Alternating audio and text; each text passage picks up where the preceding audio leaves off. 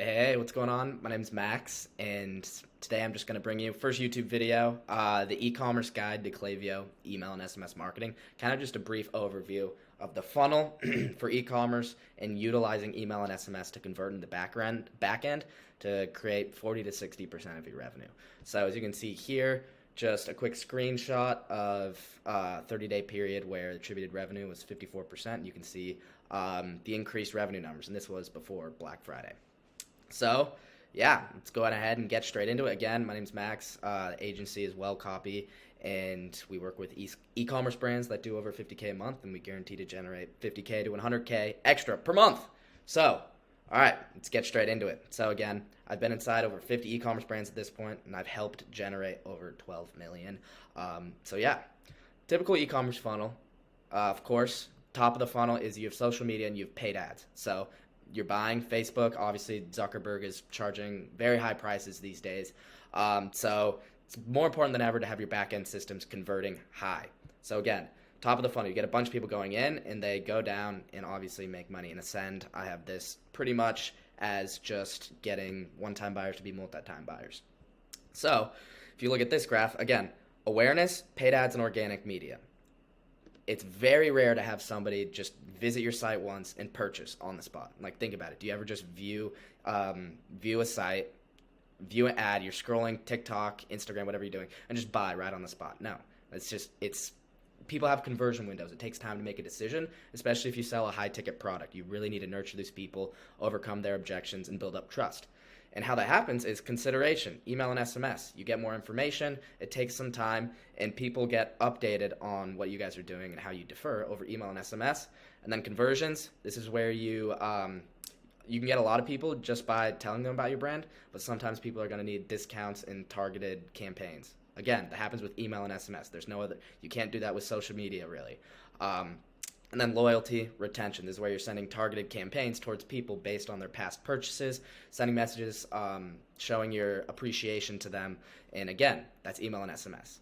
3/4 of the funnel, of the basic e-commerce funnel, is email and SMS. Yet brands are still overlooking email and SMS, not giving it the attention it deserves. Only 10% of their revenue is coming from it, which is just crazy. Should be 30% revenue minimum. If you're a higher ticket product, it should be even more. But again, base thing that you're probably doing if you're an e-com brand over is you're getting site traffic and you convert them through back-end systems. Those are really the two things. That's how you're going to generate money as an e-commerce brand. And so, how do you get site traffic to actually convert? So, say you're spending all this money on ads, social media ads. Everybody that views your site is so precious because every single day, the price of acquiring these customers, site viewers, is getting more expensive and more expensive. So you need a killer lead capture system. So the stereotypical thing to mention here is pop-up forms. And yeah, some people are against pop-up forms for some reason. I don't know. I love pop-up forms because I get discounts, but they're also the most effective in getting people's attention and driving traffic. Again, like I touched on earlier, do you ever click on an Instagram ad and buy right away? No. People visiting the site are leads. They've already shown interest, and so you need their information. They're going to be super easy to then convert down the line because, again, they clicked your ad. They're interested in your products. You need to capture their information. You need to be utilizing pop-ups. Your business is going to suffer immensely without them just because your competitors are going to be using pop-up forms, converting 10% of site viewers into subscribers. So, like I kind of just mentioned, a good pop-up is going to convert 8 to 12% of site viewers into email subscribers. Roughly half of that, 5 to 6% into SMS subscribers. So say you're bringing 100,000 people to your website a month, your list is going to grow by about 8,000 to 12,000 per month. Take away some subscribes, it's growing by the same amount. Unsubscribes, I meant. But most brands, however, see 2 to 3% email click-through rate. For a couple of reasons. Their offer sucks. If you're doing like a 5% offer, why are you doing that? And then also you just don't have the time to test a bunch of different things. You need to test offers, you need to test timing, and all these sort of things that really just make it stand out and make people pay attention to you. You need to give people a reason to pay attention to you. So here's an example of one of my clients, what we did.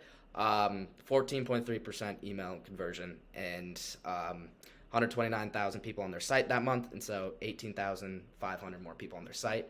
And usually 50% of people that join the email list at least are going to buy from you at some point. So you can imagine That's a lot. That's a lot of purchases, and so you can see how that can transform a business, and it's a lot easier than you think. So here's kind of the Klaviyo base pop-up that they do. It's not very good. Usually this is going to get you 2% click rate. This is where a lot of brands go wrong. They kind of just take this and run with it. You really shouldn't be doing that because, again, if you have a 2% form, if you get that to 8%, you're going to 4x your email revenue in the long run. That's 4x more people joining your list, and in turn 4x more people you can sell to. So mess around with different copy, different designs. Experiment, such as doing 10% off versus like $5 off, free shipping, a free, if you have a small item, a little accessory, you can say free blank with any order, enter for a chance to win this, a free something, or receive free course if you have some sort of course. And then also with triggers, that's another thing that usually is the first thing I'm testing. Page load, scroll percentage, exit intent, when somebody's about to leave the page, you can fire a pop-up right there. And then you can have like kind of the steps in the order of what you ask them, from email to SMS, all these different things. You should be testing a bunch of different variations of each one, mix and matching. And most brands don't do this when it's not going to be right away where you can get a form from 2% to 10%. You're going to go from 2, you mess around with this, maybe you get it to 2.5, you mess around with something down here, gets it to 3.5, you try something else, it goes down to 3, and then you try a new thing, and now it's at 5%, and then it's a constant thing that you need to be testing, which a lot of brands just don't have the time for. Now, you guys all probably know email campaigns. That's kind of what people think of when they think of emails. So yeah, now that you have people's information, you can send them emails. So email campaigns are the broadcast towards your list. Mostly. You don't want to send to your whole entire list because there's going to be a lot of people who join, enter fake emails and all these things. Maybe they switch their email address, or maybe they just don't open your emails. Maybe you're just ending in spam, so they're not even seeing it. So you're just sending these people emails, but they're not opening it. So you need to really be segmenting your list. I'll get into that in a bit. But you want to mix in educational content and promotional content. So varying from Memorial Day sale, like right now it's Memorial Day weekend for me, mix in a Memorial Day sale, but you also want to have nurture content where it's like, here's our blog post, here's how you can use these products, things like that. You want to start at 1 per week if you aren't sending any campaigns. Start at 1 to 2 and then ramp up to 3 to 4 per week. That's kind of the sweet spot there. And for inspiration, you can go to reallygoodemails.com. That's my favorite for inspiration. This is what it looks like here. Like I said, segment. This is mixing up your list and the people you're sending to. So this is my main engage segment that I send all the campaigns to. Engage last 120 days. Make sure they're not suppressed. They've opened an email at least once in the last 120 days, and they've clicked an email at least once in the last 120 days. That's the main one that I'm going to send to the most amount of people. Again, you don't have to have the clicked email, but it's or. So it's if somebody has opened the email or clicked, because sometimes when somebody clicks an email, Klaviyo doesn't trigger that they open it. So you're just going to get those last few people who kind of slip through the cracks. Listed some campaign ideas: holiday sales, customer testimonials, how to use, seasonal bestsellers, Mythbuster. You can get really creative with this. Like for example, one brand that I'm working with, The Little Mermaid just released, and it's a feminine brand. So one of the campaigns we're releasing is the Little Mermaid inspired collection. And so it's just something that you can keep up with pop culture, things like that. And get creative, keep your list engaged, and they love that. And the most important side of emails is the flow and the automation. So automated messages are flows, and these are targeting customer awareness levels, and you're tailoring content towards objections and recommended products based on their activity. So you have things like the welcome flow, browse abandon flow, abandoned cart flow, post-purchase flow, win-back flow. I'll have more videos on these in the future, but essentially when somebody does an action, it's going to trigger automated messages. Maybe you have 4 or 5 emails following somebody, say they add a product to their cart and then they leave. You want to be able to send them messages, for example, this one, where you're triggering 4 hours to 30 minutes after saying, hey, you left something in your cart and you should buy it because you forgot it, because people get busy. Things like that. Most brands set and forget their flows, but these need to constantly be updated. You see right here, there's just a test going on between the difference in time. If you look at this is waiting 4 hours after somebody abandons checkout. This one's waiting 20 minutes. 6.5% placed order rate, 4% placed order rate. So you can see the difference that even just send times have on your performance and email performance. So you need to constantly be testing things like that. So that's really, on a wide lens, that's all that e-commerce, email and SMS marketing is. You have an outside source bringing traffic to the site. You capture them, like how I outlined at the beginning. You send them campaigns, targeted campaigns, and then you send them flows. That's really all it is. And it's just about micro-optimizing these things, testing, seeing what works, only hitting people who care about what you're sending them. And so that's kind of what we specialize in. So the metrics to shoot for, like I said, this is for something that you can reference. I kind of went over these through the video. Pop-up form, click-through rate, you want to shoot for 8 to 12%. Don't stop until you get there, because if you're not getting there, you're only getting 4%, and a competitor's doing 12%, they're going to be getting all the prospects and in turn all the revenue. Email open rates, 40 to 50. If you're anywhere below, you likely have deliverability issues. And again, I can help you with deliverability issues, helping you recover that. Email click rates, 1 to 2%.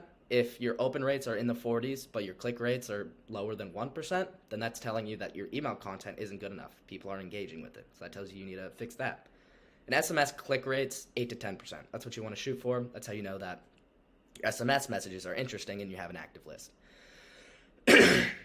And then campaign revenue versus flow revenue. A lot of brands have this. I've seen everything from flow revenue being 95% to campaign revenue being 95%.